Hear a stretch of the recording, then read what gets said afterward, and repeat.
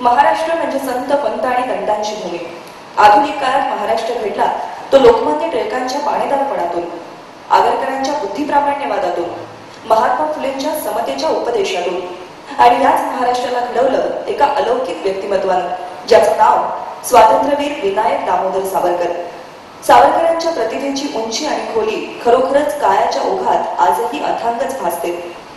सावरकरांनी स्वातंत्र्याला देवता मानलं आणि या स्वातंत्र्यता देवतेची जेव्हा आराधना त्यांनी केली तेव्हा जे जे उत्तम उदात्त सुंदर मधुर महन देते या सगळ्यांनी या स्वातंत्र्य देवतेची पूजा त्यांनी मांडली. आजही त्यांच्या शब्दातून त्यांच्या स्वरातून ही महापूजा ही आराधना अखंड सुरू आहे.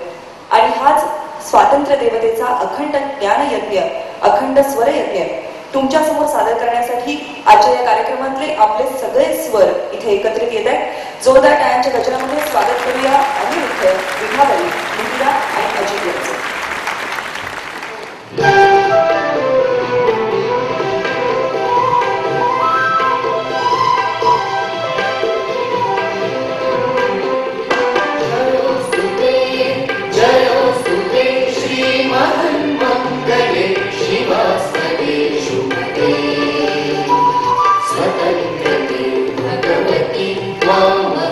यशोयुता वंदे, यशोयुता वंदे, जयोस्तुते, जयोस्तुते, श्रीमन्मङ्गले शिवास्तते शुभते, स्वतन्त्रते भगवति त्वामहं यशोयुता वंदे, यशोयुता वंदे.